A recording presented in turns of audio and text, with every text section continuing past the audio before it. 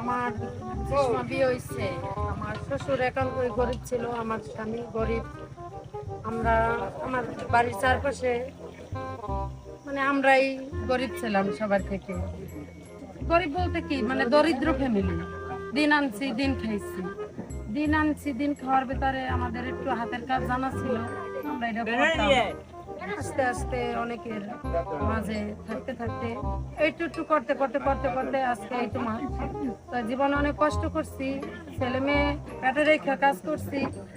পরে এই যে যে বাক্সটা দেখতেছেন, এই বাক্সের এক সাইডে ছেলের সবাই রাখতাম, নিজেও কাজ করতাম। আপনারা কেউ আমাদের দেখেন দর্শক, একটা মানুষের ভাইরাল হওয়ার পিছনে বা সফল হওয়ার পিছনে অনেক গল্প থাকে, সেটা আমরা দেখতে পাই না।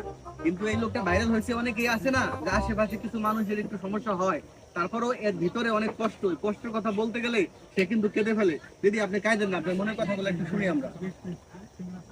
আমি আপনাদের এর আগে একবার বলছি যে হাজারো কষ্টের মাঝে একটু হাসি। কেন হাসতাম জানেন? আমি জীবনে অনেক কষ্ট করছি, আর একটু কষ্টের ফল এক নিমেষে শেষ করার জন্য অনেকেই গেছে। হয়তো আমার কাজের মধ্যেও ভুল ছিল, নিজে স্বীকার করতে হবে এটা।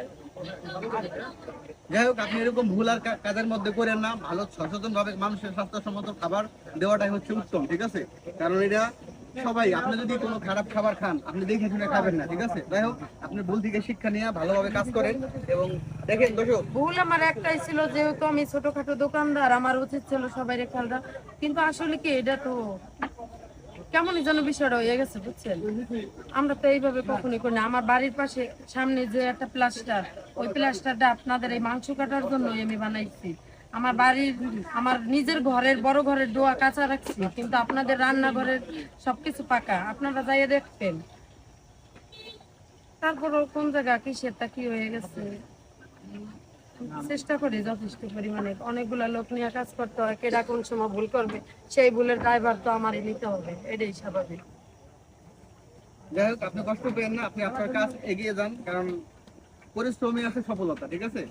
তো দর্শক, এই ভিডিওগুলো শেয়ার করবেন এবং সবার মাঝে ছড়িয়ে দিবেন। বিয়ের পর থেকেই আমি এই কাজে ভর্তি। আমার বিয়ে হয়েছে, তার 6 মাস পরে এই দোকান বললাম। বাচ্চা পেটে রেখেও কাজ করছি, বাচ্চা হওয়ার পরেও কাজ করছি। মাঝে কিছু ঝামেলা ছিল, তার কারণে দোকান বন্ধ ছিল 2 থেকে 2.5 বছর। এই যে গ্যাপ গেছে, নাহলে ওইখান থেকে এই তোমার এই দোকানের পাশেই আমি থাকছি। আজ পর্যন্ত কেউ আমার এইভাবে তুলে ধরে নাই। কিন্তু এখন কিসেরটা কি হয়েছে জানি না, ভুল একটু হয়েছে, তার গায়ে গেঞ্জি ছিল না, এই একটাই ভুল। দ্বিতীয়বার এরকম ভুল হবে না। আপনাদের আমরা সঠিক খাবারই পরিবেশন করব।